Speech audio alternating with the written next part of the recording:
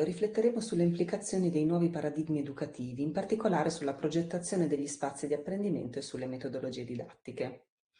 Gli obiettivi della lezione saranno riflettere sul ribaltamento del ruolo dell'insegnante e di come questo influisce sul design degli spazi, comprendere l'importanza di un apprendimento student-centered e di comprendere come le nuove metodologie didattiche influenzino la gestione degli spazi di apprendimento.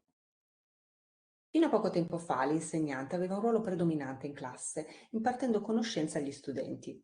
Questo si rifletteva nella disposizione delle aule, con la cattedra al centro in posizione sopraelevata e i banchi dei discenti disposti in file rivolte verso la cattedra. Tuttavia, i nuovi paradigmi educativi ci invitano a riconsiderare questa organizzazione, ponendo gli studenti al centro del processo di apprendimento e trasformando gli spazi in luoghi dinamici che facilitano l'interazione, la collaborazione e la creatività. Il ribaltamento del ruolo degli insegnanti da dispensatori di conoscenze a facilitatori dell'apprendimento richiede una riorganizzazione degli spazi di apprendimento per promuovere l'interazione e la partecipazione attiva degli studenti. L'aula tradizionale viene trasformata in uno spazio in cui gli insegnanti e gli studenti possono collaborare, discutere e lavorare insieme per costruire conoscenze. Gli spazi di apprendimento devono fornire l'opportunità per l'interazione tra insegnanti e studenti, creando un clima di fiducia e di supporto. Ad esempio, angoli di conversazione possono essere allestiti per favorire le discussioni in piccoli gruppi, mentre spazi dedicati alla consulenza individuale consentono agli insegnanti di offrire un supporto personalizzato agli studenti che ne hanno bisogno. Gli insegnanti possono utilizzare tecnologie innovative come lavagne interattive o dispositivi mobili per condividere contenuti, raccogliere feedback in tempo reale e creare un ambiente di apprendimento dinamico e coinvolgente. Inoltre l'integrazione di tecnologie avanzate come la realtà virtuale o la realtà aumentata apre nuovi orizzonti nell'apprendimento, consentendo agli studenti di esplorare ambienti virtuali e di interagire con contenuti multimediali in modo coinvolgente. Nel contesto dell'apprendimento student-centered, gli spazi di apprendimento devono essere progettati per rispondere alle esigenze individuali degli studenti e per favorire la loro partecipazione attiva. Le aule flessibili rappresentano una soluzione efficace, consentendo diverse configurazioni in base alle attività di apprendimento. Le aule flessibili possono essere organizzate per favorire la collaborazione e il lavoro di gruppo, la discussione e la presentazione dei progetti. Gli studenti possono lavorare in modo autonomo o in gruppi, spostandosi liberamente nello spazio per interagire con i compagni e con le risorse didattiche. L'uso della tecnologia gioca un ruolo importante nell'apprendimento personalizzato.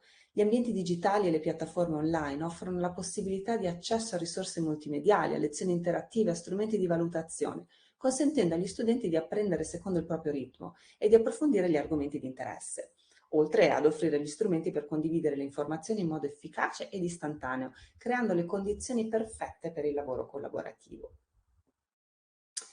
Le nuove metodologie didattiche come il project-based learning, il cooperative learning e il problem-based learning richiedono spazi di apprendimento adeguati che supportino tali approcci innovativi. Le aule flessibili offrono la possibilità di configurare lo spazio in base alle esigenze dell'attività, permettendo agli studenti di lavorare in gruppo, collaborare, di condividere idee, di risolvere problemi. Inoltre gli spazi per la presentazione dei progetti o per le esposizioni possono essere previsti per consentire agli studenti di condividere le loro scoperte e il loro apprendimento con i compagni. Un esempio di organizzazione degli spazi che favorisce l'apprendimento personalizzato è rappresentato dalle Teal Classrooms. Teal è una metodologia di cui parleremo nelle prossime sezioni ed è una metodologia che combina l'uso delle tecnologie digitali con le metodologie attive. I laboratori e gli spazi di prototipazione forniscono un ambiente dedicato all'apprendimento pratico, dove gli studenti possono sperimentare, fare errori ed imparare attraverso il processo. Questi spazi sono attrezzati con strumenti e risorse specifiche per consentire agli studenti di applicare le loro conoscenze in modo pratico e concreto. Infine, gli spazi esterni possono essere utilizzati come estensione dell'aula, offrendo opportunità per un apprendimento esperienziale e l'esplorazione della natura. I giardini didattici, i laboratori all'aperto, i percorsi di apprendimento sensoriale possono arricchire l'esperienza degli studenti e stimolare la loro curiosità e la connessione con l'ambiente. In conclusione, i nuovi paradigmi educativi ci spingono a spostare l'attenzione dall'insegnamento alla guida, passando da un approccio di apprendimento passivo ad una partecipazione attiva degli studenti e a creare spazi di apprendimento flessibili, inclusivi e stimolanti per facilitare questa transizione.